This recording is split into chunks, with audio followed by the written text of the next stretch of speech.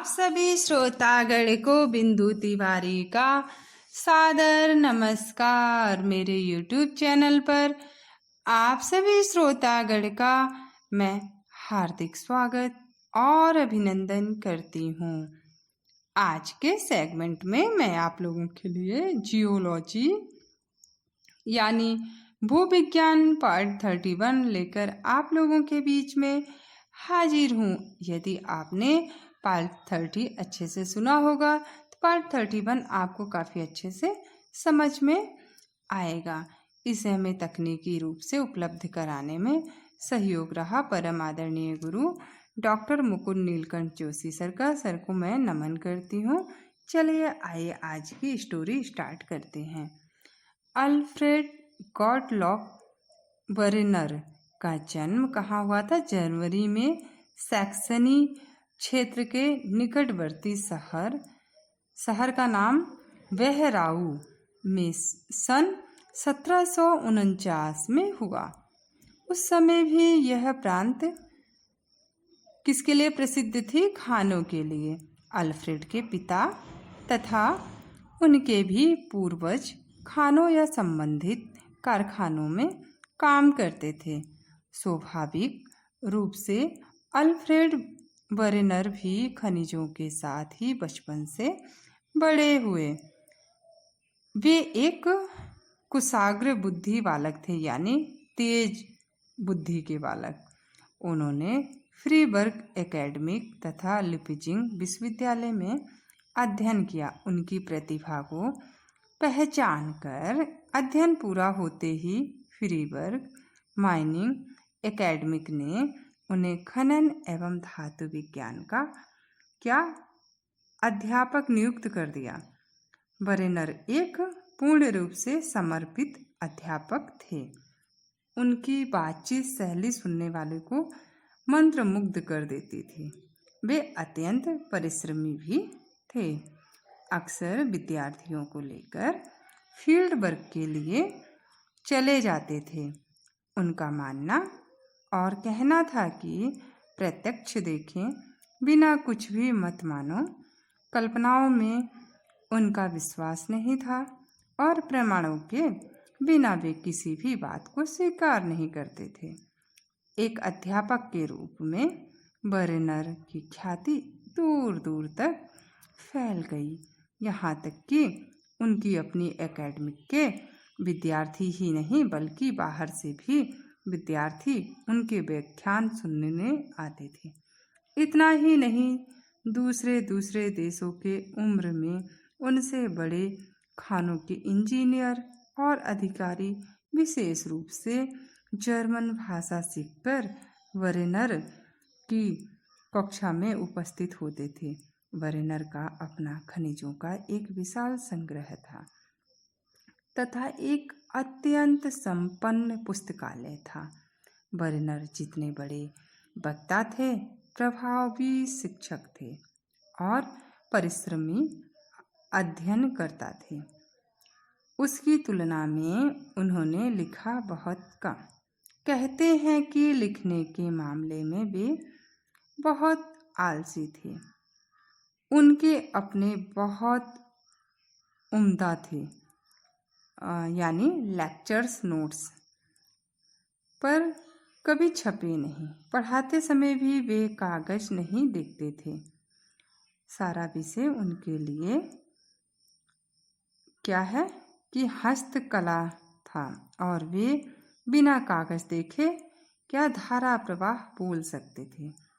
उनसे लिखने और छपवाने के लिए बहुत आग्रह होता था।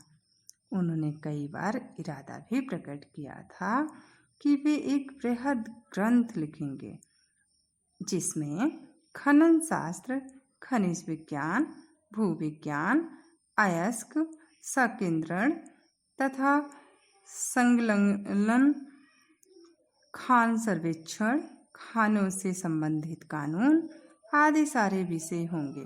परंतु ऐसी कोई पुस्तक वे लिख नहीं पाए। कहते हैं कि आगे चलकर लिखने के प्रति उनका आलस इतना बढ़ गया कि वे महत्वपूर्ण पत्रों के उत्तर भी नहीं दे पाते थे। वरेनर के समय तक खनिजों के अध्ययन की दो पद्धतियाँ थीं। एक तो वे लोग थे जो खनिजों को प्रकृति का वैसा ही हिस्सा मानते थे जैसे प्राणी और पौधे। इसलिए वे पृथ्वी में 3 प्राकृतिक जगत मानते थे। हम उनके अध्ययन के तरीके को नेचुरल हिस्ट्री मेथड कहते हैं। पर गेस्नर की चर्चा करते समय हम देख चुके हैं कि जैसे प्राणियों और वनस्पतियों का अध्ययन किया जा सकता है, वैसे खनिजों का करना कठिन है।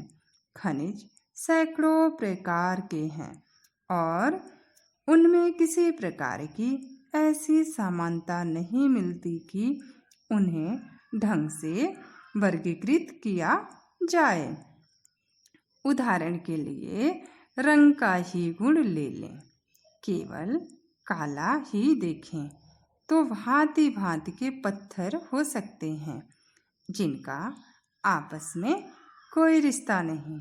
कोयला, सेल, बेसाल्ट, क्वार्ट्ज, मैग्नेटाइट, टूरमेलिन आदि अनेकों एक दूसरे से पूर्ण रूप से असंबंधित पत्थर काले हो सकते हैं। तो नेचुरल हिस्ट्री मेथड काम का नहीं था।